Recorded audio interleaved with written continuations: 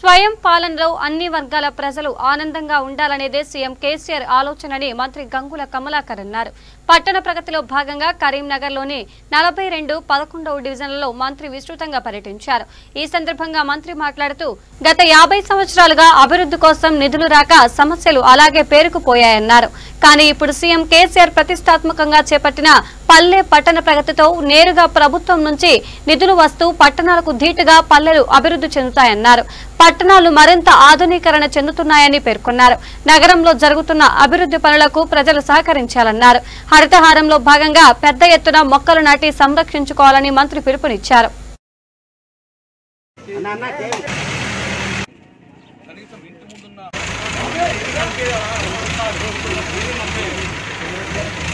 నాలుగో విడత పట్టణ ప్రగతిలో భాగంగా ఈరోజు 7వ రోజు 8వ రోజు స్టార్ట్ అయిపోయింది. ఈరోజు పట్టణ ప్రగతిలో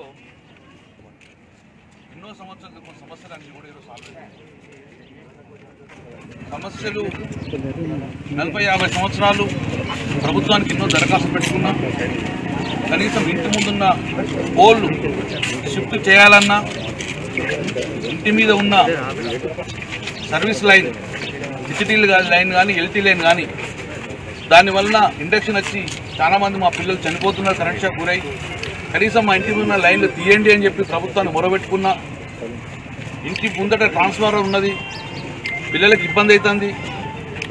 మేము కట్టుకున్న తర్వాత ట్రాన్స్ఫర్ చేశారు కాబట్టి దయచేసి తీయండి అని చెప్పి ఈ ప్రజలు, నిరుపేద ప్రజలందరూ ఎన్నోసార్లు కూడా ప్రభుత్వాన్ని విన్నవించుకున్నా.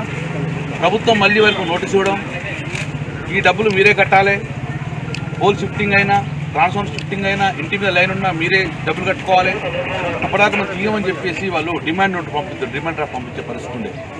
తద్వారా వాళ్ళు నిధులు కట్టలేక, డబ్బులు కట్టలేక ఆ యొక్క పేరుకుపోయిన సంవత్సరం అట్లా ఉంటుంది.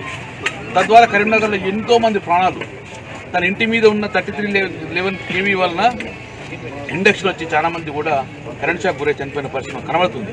ఇంట్లో మీద ఉన్న లైన్లు కానివ్వండి, ఇంటి ముందున్న ట్రాన్స్ఫార్మర్ కానీ, ఇంటి ముందున్న పోల్స్ కానీ శిథిలావస్థ ఉన్నది. 60 సంవత్సరాలు 1967 వేసిన పోల్ కూడా ఇప్పుడు కూడా శిథిలావస్థలో ఉండి శిథిలమై రస్ట్ వచ్చి కూడా పడిపోతున్నా కూడా డిపార్ట్మెంట్ డబ్బులు కట్టింది తీయ పరిస్థితి ఉంది.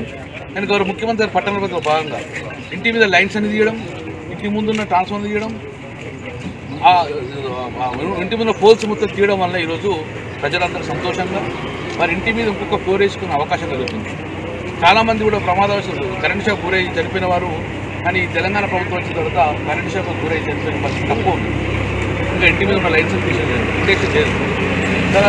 గతంలో చిన్న సైజు పోల్స్ ఉంది, దాంతో తొందరనే ఇంటి మీద ఒక ఫ్లోర్ వేయగానే తగ్గుతుంది. ఇప్పుడు అన్ని కూడా 10 మీటర్ పోల్ వేయడం వలన హైట్ కూడా పెంచుకోవడం జరిగింది.